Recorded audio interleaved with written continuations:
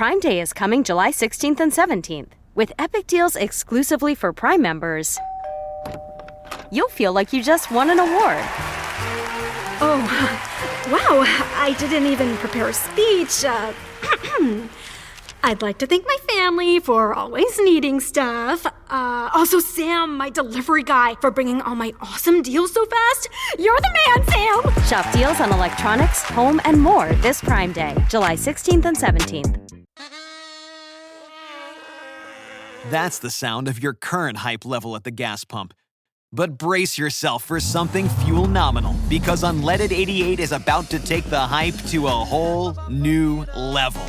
Unleaded 88 is cheaper, cleaner, and greener than regular unleaded. Plus, it's homegrown, making Unleaded 88 the clear choice at the pump and totally worth the hype.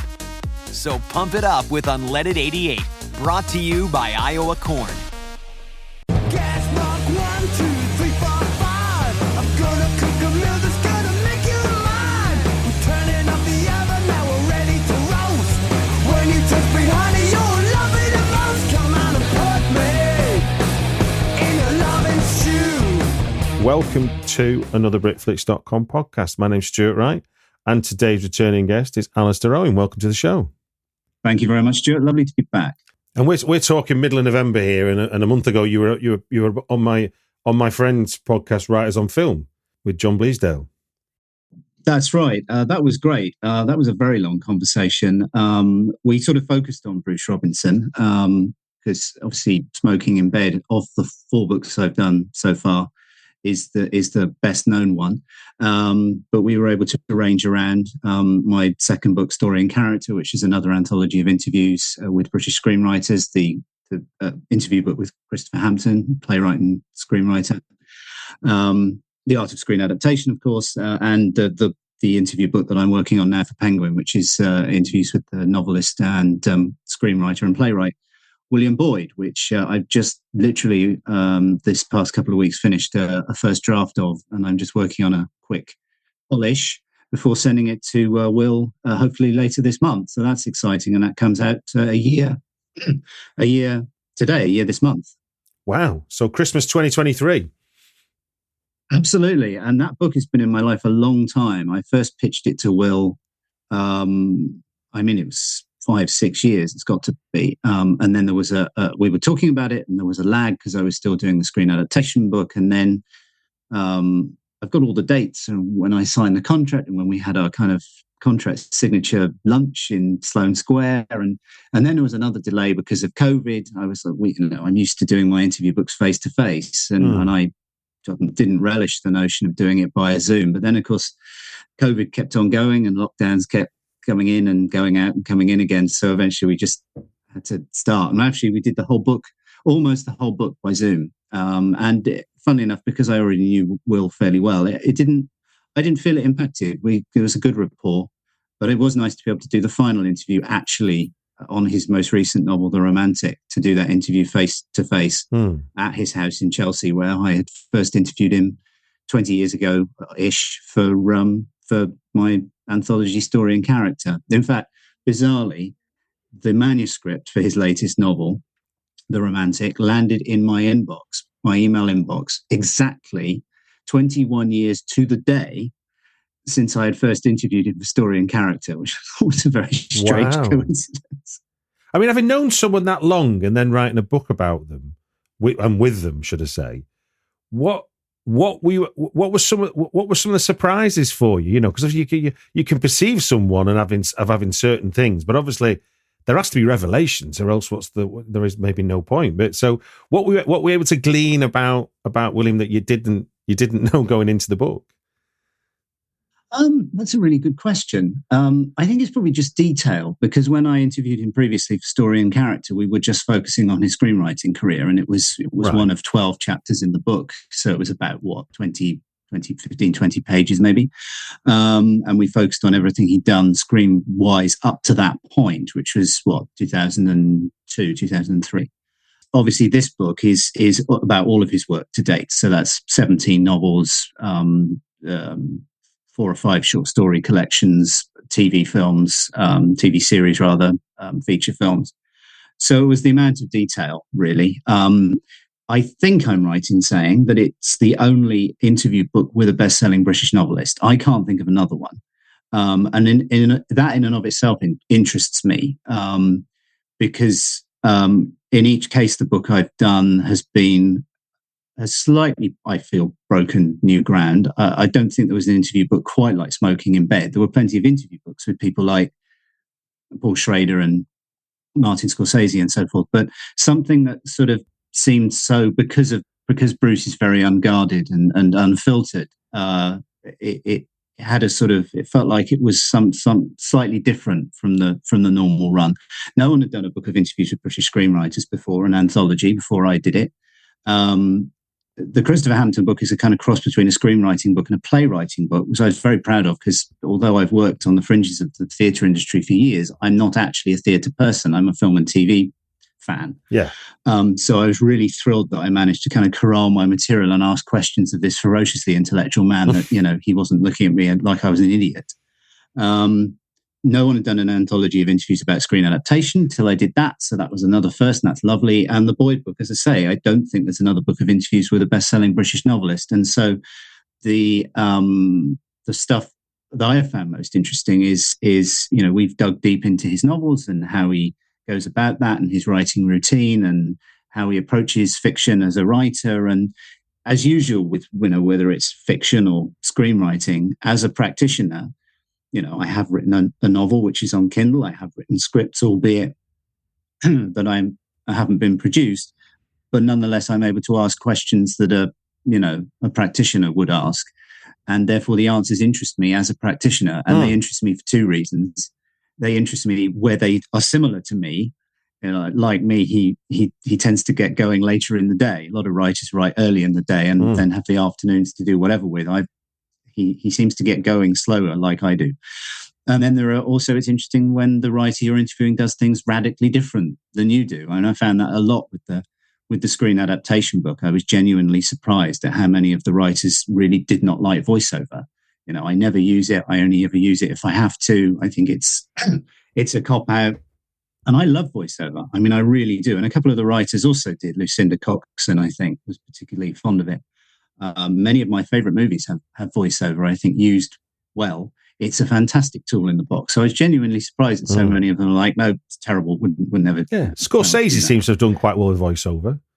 So yeah, I think it's the level of detail was it interesting. The sort of overview of a best-selling novelist's craft was very interesting. And I'm sure if I were to interview a similar book on another novelist, you know, an Ian McEwan or a Kazuo Ishiguro, it would be a completely different kettle of fish. So yeah, it sort of happened that I've ended up doing 3 books about individuals, buffered by 2 books of anthology. So I've got an individual anthology, individual anthology, individual, and that will be my 5 books, which feels like a nice number. Now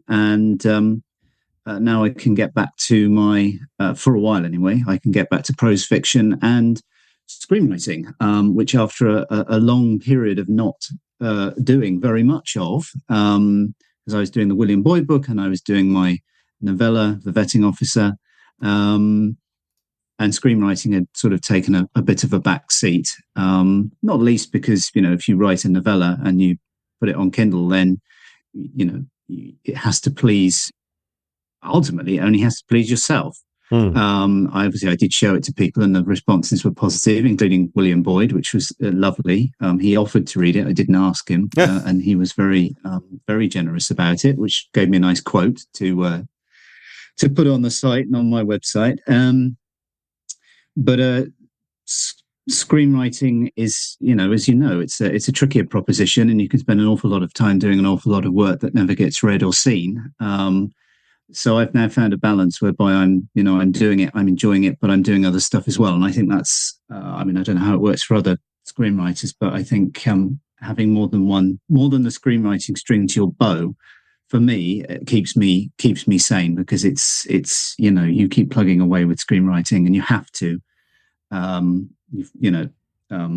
perseverance is a big part of making it as a screenwriter. But that's not to say that at times it doesn't become very dispiriting, as you No, all know. no. Well, just after what you were saying earlier, it begs the question about routines and stuff. When you've got the ideal time set aside for your screenwriting, and you said obviously later to start in the day is one of your things. I mean, that echoes. I remember an interview with Michael Arndt who said he drinks coffee, reads the paper, drinks coffee, reads the paper, then he procrastinates till he hates himself. And that was one of the best bits of advice I'd ever heard as far as writing screenplays goes. That sounds awfully familiar to me. It doesn't need to be such a quotable anecdote, but in terms of your own habit, what's a key part of your working day as far as routine goes if you're starting a screenplay? If I'm starting a screenplay, well, I've recently started with what I'm writing at the moment. I've written the first episode of a spec TV series. So it's 1 hour, 60 pages. I've never written in that format before, which is part of the pleasure, discovering that format. And with this, I've always previously written straight into final draft. With this one, I adopted something that I did when I wrote the novel, which is I wrote the first draft in longhand, which is something that Christopher Hampton does, and I think maybe something that William Boyd does as well, even with screenplays. And actually liberating myself from the laptop, from the final draft program was actually rather lovely. It gives you, freedom to just mess around, really. So I suppose and this week I've been sort of not getting out of bed and doing my William Boyd revisions, chapter or two in bed for a couple of hours, and then I'll get up and I'll have a bath and I'll get a cup of tea, and then when I've messed about a bit, I'll then start on the writing. Now, if I weren't doing the Boyd book, then my morning would be longhand, I suspect, and my afternoon would then be typing up the scene. I find that if I have something to type into final draft, i.e. I'm not looking at a blank final draft page, I know that. then I'm more productive than if I am looking at a blank final draft page. There's something about not sitting upright at a laptop. I have a day job and I sit upright at a PC 3 days a week. So there's something about just sort of staying in bed or lying on the sofa with a notepad that I find very. But if I'm writing and I haven't got going by about midday, then I'm probably a bit behind myself. I usually do about an hour and then I break for lunch. It's tempting these days when there's so much great stuff on iPlayer. I've just started watching series 2 of The Capture, for instance, which is absolutely fantastic so far. The first 2 episodes are dynamite. So that's a terrible temptation as well. But I think to myself, if I can do an hour before 1 and then I can have an hour and I can get back to it at 2 and do another sort of 2 or 3, but often it spills into the evening. And if I'm on it, then that's fine. You really feel like you've done something. Indeed. 6 or 7 o'clock, when it's time to break again, have dinner and watch The Crown. Well, look, we've regrouped to talk about 3 films that have impacted everything in my adult life, which is a kind of nice way of sort of charting how film has made us film lovers. It's not necessarily about what's the coolest films you've ever seen. It's more about what were the films in your formative years or even pre-formative years that sort of maybe made you fall in love with the form. Or even just a fond memory of watching it with your granddad. It doesn't necessarily have to be about, seismic shifts in the way you see popular culture. It could just be a nice memory of the family. And I think that's where, sort of music and film have that lovely ability of almost instantly becoming our personal biography, because you can kind of chart, for better or for worse, where songs fit in with your life. It doesn't mean that your life is chronological with when those films and music were released, just that when you discover them, and then they can feel like chapters in your life, because there was before you knew them and there's the after you knew them, and they're always if they have an impact, they're slightly different. Absolutely. Now we're going to do your 3. It follows my normal format of a 5-minute limit, so we will be working to an alarm. Yes. And that is for those people joining us for the first time. The alarm will sound like this.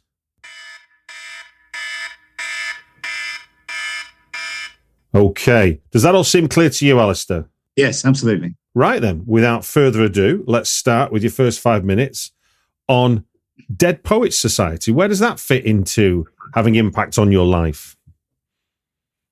Well, Dead Poets Society I mean, that's kind of where everything starts for me. I was already a movie watcher, thanks to my dad, who would show me Ealing comedies and British war movies on a Sunday afternoon. And I suppose I was already familiar probably with the bigger pan and scan epics like Lawrence of Arabia, cut and pan and scan, this is in the pre-widescreen video days. But it wasn't something that had overtaken my life. If I had an art form, as it were, an artistic interest, it was probably reading at that point, novels, usually lighter novels like Woodhouse and War. And then one day, in 1989, in autumn 1989, my folks said one evening, we're going to go and see this film, Dead Poets Society. Now I was going through a phase of, I never really wanted to do anything or leave the house if I didn't have to. And especially not with my parents. And I was like, why? What's this all about? Why are we doing this? And it's everyone. I assume they had read some reviews. They thought it was a film they would like. They thought I would like it, and then they just sort of insisted. So off we went to the showcase in Peterborough. And it really was transformative because I was at that point a shy, arty boy at an all-boys school who was starting to get into drama, which I would do in the autumn. They were productions in association with the girls' school in the same town. And here I was watching a film about shy, arty boys at an all-boys school, albeit in America rather than the UK. But clearly these kind of posh American prep schools are patterned after their British counterparts. So I didn't feel like I was watching something completely outside my own experience. They're all boarders at that school. I was a day boy, but we did have boarding houses. So, and I think it was the personal connection. It was possibly the first time I'd ever watched a movie which felt like it had been made specifically for me. And that is a feeling that never loses its joy. If you see a movie like that speaks to you, or read a book like that speaks to you. I think it was probably the first time I really noticed. Did I notice it in the cinema, or did I then think about it and look it up afterwards? I don't know, but it's the first film where I remember noticing the director, Peter Weir, who became and remains one of my favorite film directors. I think his disappearance from the movie scene in the last 12 years since he made The Way Back is very, very sad, because I think he's one of the greats, the true cinema greats. And I think it may have been the first time I noticed the notion of a screenwriter, the written by credit, written by Tom Schulman. And I still would count it as one of the great original screenplays. It feels authored. It feels like that's his voice. It's interesting to see. So I then, as a result of this movie, I suddenly realized, wow, this movie thing is really quite something. And I sort of, that solidified the Ealing comedies and the war films and Lawrence of Arabia. And I then I became a hoover for movies. I was reading Halliwell's Film Guide. Whenever I was in the bath, I would read Halliwell's Film Guide. I absorbed ridiculous amounts of facts, some of which I can still quote, even for films I'd never seen. Brace yourself for something fuel nominal. Unleaded 88 is the clear fuel choice. It's cheaper, cleaner, and greener. And it's grown by Iowa corn farmers. Now that's totally worth the hype. So pump it up with Unleaded 88.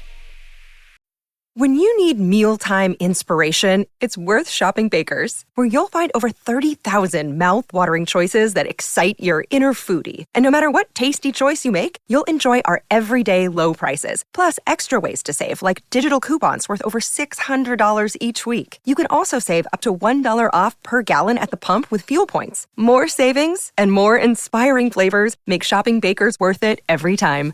Baker's, fresh for everyone. Fuel restrictions apply. Like year of release and studio and for I guess for the younger listener, the Halliwell's Film Guide is basically IMDb, wasn't it?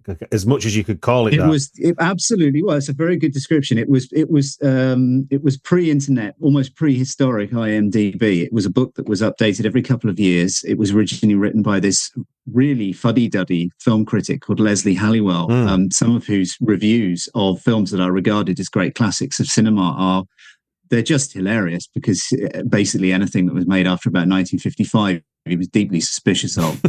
But it had, who the director and the writer and the cinematographer and the designer and the editor and all kinds of other ancillary details. And I was just hoovering this stuff up. And I started hoovering up movies as well.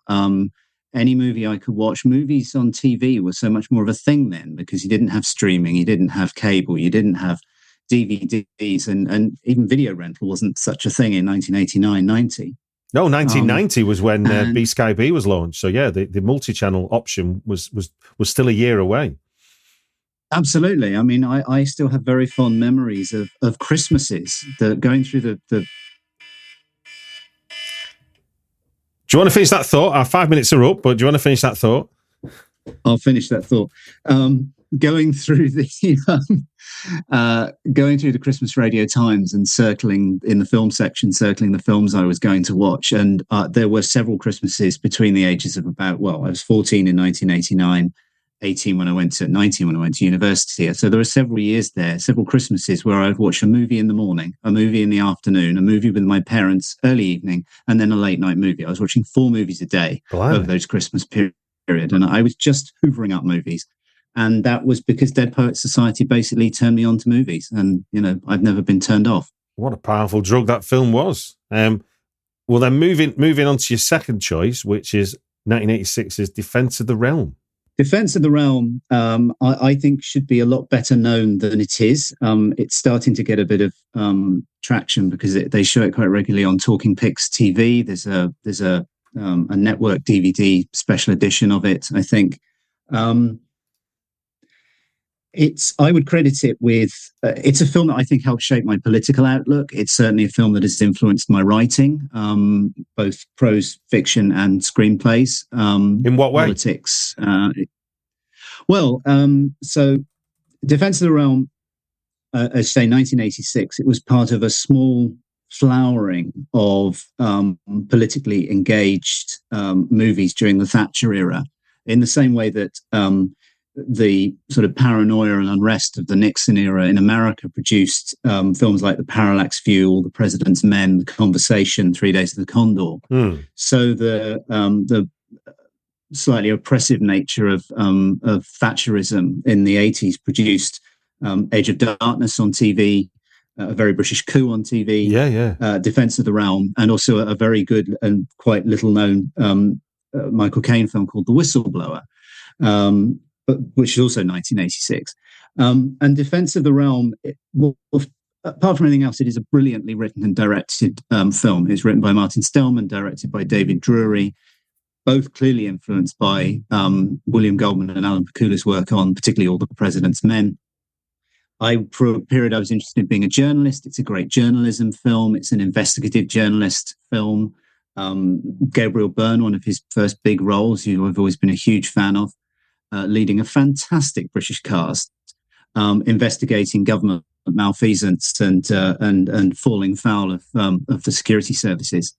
And when I wrote my novella, The Vetting Officer, which is set in the intelligence world, although I had literary antecedents behind that, John le Carré on the one hand, Julian Barnes' Sense of an Ending on the other, I also had this small group of what I would call British political thrillers of the mid-80s in my head, this sense of paranoia, fighting against the state, lone man trying to do the right thing.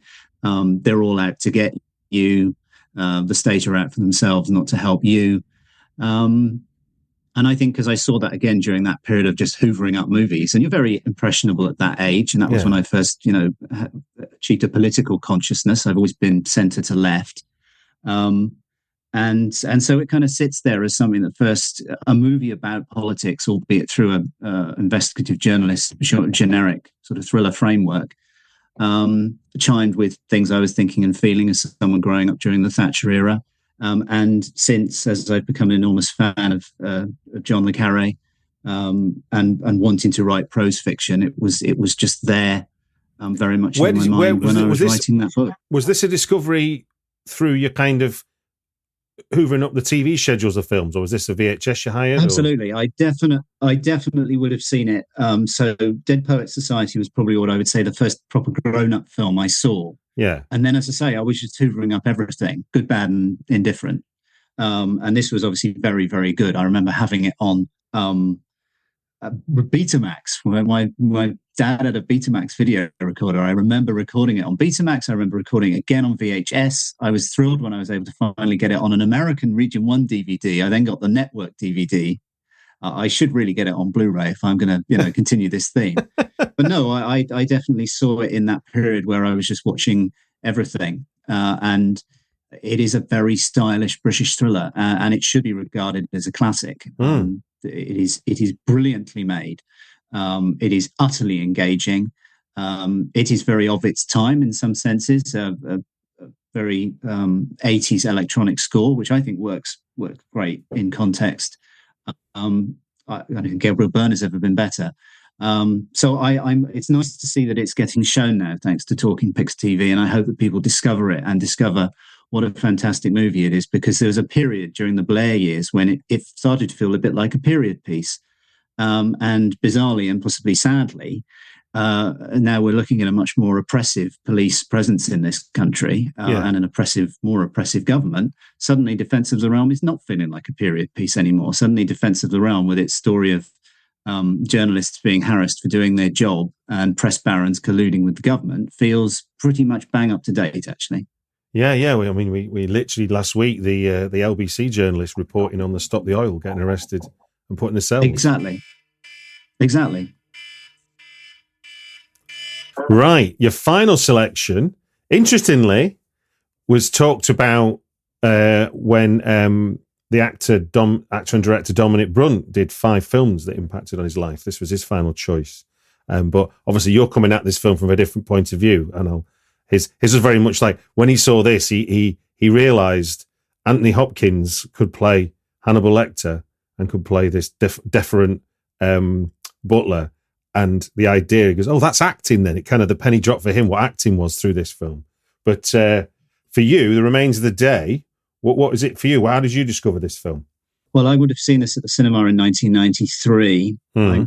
I remember, I think, seeing it twice. I did go to see it again when I think I may have seen it near my parents' place in Peterborough, and then I may have seen it again when I was at university in Bristol. Yeah. It made a very big impact on me straight away. I read the novel after seeing the film. Movies had completely taken over from novels for me. I just stopped reading, much to my mum's chagrin. She was an English teacher. And I started reading novels again at university, and often novels that films had been based on. And I loved the Ishiguro novel. I do then, I do now. And I actually wrote my university dissertation for my BA, which was in drama, it was rather pretentiously called Issues of Adaptation in the Remains of the Day. And it was a pretty close study of the changes that have been made in order to bring Ishiguro's novel to the screen. So it sort of brought together the literary side of my life, which had been a bit dormant, and the film side that I was very passionate about. But also I think it solidified for me that there's a particular kind of British film that speaks to me particularly deeply. Probably period, possibly highly likely to be a literary adaptation. I connect with British cinema much more strongly than any other kind of cinema. I watch plenty of American stuff. I've never been great at world cinema. I like French cinema. I admire the fact they've retained a thriving indigenous film industry. And I wish we had something that was quite as thriving to match it. But so I suppose I'd always been into those kind of period movies. A Month in the Country, the J.L. Carr adaptation with Colin Firth and Kenneth Branagh, was one of my favourite movies, which I first saw on video. More recently, Sense of an Ending from Julian Barnes' novel, right up through to The Dig, which premiered on Netflix. I love those kind of period pieces about often buttoned up, middle-aged English men at crisis points in their lives. And The Remains of the Day is that kind of the quintessential version of that. And indeed, you can track that right through to Living with Bill Nye, which I saw on Friday, which, of course, is adapted by Kazuo Ishiguro from the Kurosawa film Akiru. and it's like a lost British film from the 1950s. Is it really? With a very European and international feel. I mean, it's a masterpiece. It's an absolute masterpiece, and I don't say that very often. As is, I believe, The Remains of the Day. I think The Remains of the Day is a shining example of how you can take a book, be true to the spirit of it, and yet have to make adaptation choices which will produce a film that honors the book but stands up as its own unique work of art. There are big differences between the novel of Remains of the Day and the film, which you might not necessarily pick up on if you either A, hadn't read the book and watched the film in tandem, or B, written a dissertation on it, or C, were written a book of interviews about screen adaptation. And actually, I remember clearly the moment when I decided I was going to say yes to do the book of interviews on screen adaptation. I was sitting in the garden of one of the locations, Durham Hall, which is on the sort of intersection of the M4 and the M5 in the southwest. And I was sitting there thinking, am I going to do this book? And I was sitting there in one of the locations they'd used to shoot Remains of the Day. And I thought, yeah, I'm going to do this book. I wrote my dissertation on it, for goodness sake. Based on that level of study you've done in it, and also having done a book about adaptation, what particular decision did they take between the book and the film that was particularly sort of brilliant for the form, as it were? I'll try and do this very succinctly. There's two things. One is they, other than occasional letters being exchanged between Mr. Stevens and Miss Kenton, they have taken the first person narration out completely. Okay. Now, given that Mr. Stevens is a very kind of buttoned up character, that means that what you glean about him, you have to glean from the performances and the dialogue. You're not getting privileged access to his head. And that makes an enormous difference. The other thing, which is subtler, and you wouldn't know unless you'd read the book, is there is a subplot in the book, which is to do with Mr. Stevens feeling that he is letting his new American employer down. Incidentally, the American employer in the film is the same American that came to Lord Darlington's conference, beautifully played by Christopher Reeve, and a very sensible adaptation choice, because in the book it's two different Americans. The American that attends the conference and the American that buys the house are two different characters. Can I finish that? Carry on your thought, please do. In the book, he's got this new American employer who's very informally American and seems to want to kind of banter with Mr. Stevens in a way that Mr. Stevens is absolutely not used to as a professional English butler. And he's no good at it. He just can't do it. And he feels that as a professional failing and also a personal failing to some degree. And he returns to this as he encounters people and is awkward with people at various points on his journey. He comes back to this, this bantering. It seems to be something that's kind of very important in terms of people getting on with each other. And so the film, as I'm sure you'll remember, ends with this, it's heartbreaking. It's Brief Encounter in 1993. The bus carries Miss Kenton away, and Mr. Stevens goes back to Darlington Hall, and you have the final scene of the bird trapped in the room, and he lets it out, but then the camera pulls away, and he is trapped inside the room, inside the house, inside this life. And it's actually a very downbeat ending. And interestingly, and this is unusual in movies, it's a more downbeat ending than the book, because in the book it ends with him. And spoilers. If you haven't read it, stop now, read the book, and come back. He's sitting on the pier, which is a scene that is in the film in a different form. He's sitting on the pier and he has a conversation with a chap who was also a butler in a much smaller house nearby. In fact, they shot this scene, a version of it. It's on the deleted scenes of the DVD. Do watch it with and without James Ivory's commentary, because it's absolutely fascinating. Anyway, and the book ends with this scene of him sitting on the pier. He's had this conversation with this other butler. He's basically crying, but because it's narrated by Mr. Stevens, he doesn't tell you he's crying. You learn he's crying because the guy he's talking to hands him a handkerchief and says, "Oh, you're all right, chap. Here's a handkerchief." And so it's immensely moving in this very quiet, understated way. And after the guy is gone and he's, the lights have been turned on and people are happy about the lights being turned on the pier, and he hears people bantering. And there's a line, it's something like, "Maybe in bantering lies the key to human warmth." And he determines that his one task he sets himself when he goes back to Darlington Hall, he's going to get better at bantering. He thinks it's going to be good for him and good for his employer. And it might be this tiniest shred of an upbeat ending at the end of this realization that he's, wasted large chunks of his life. But nonetheless, there is at least a sliver of positivity there. It's extremely moving. And it's radically different from the ending of the film. And you do one thing, you take one subplot out of the novel, and you end up in a completely different place in terms of the ending, in terms of the tone, in terms of the character. And I find that fascinating. And they're both great works of art, in my opinion. Indeed. Well, look, that's 3 films that impacted everything in your adult life. Dead Poets Society, Defence of the Realm, and Remains of the Day. I must admit, Defence of the Realm, I'm one of the guilty people that's allowed that film to be forgotten because it's not one I'm aware of. So I will be onto that right away. It sounds right up my street as well. Oh, I think you'd love it. Based on what based on our conversations and based on what I know about you, I think I would be amazed if you did not think Defence of the Realm is a truly great political thriller. The fact that you said the idea of a UK equivalent of Parallax View is enough for me to get to want to watch it. To be honest with you, that already has me. You had me at that. Well, it just gives me to say good luck with the back and forth. You be William Boyd, where you get the book finished for next year.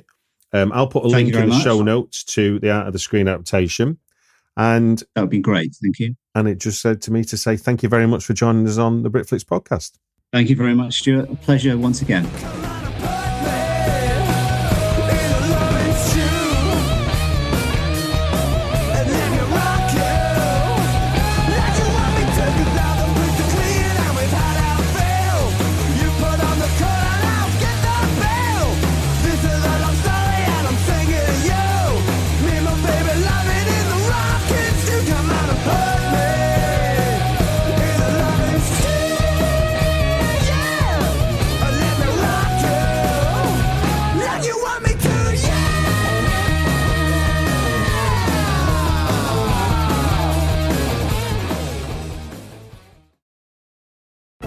What makes for a great vacation?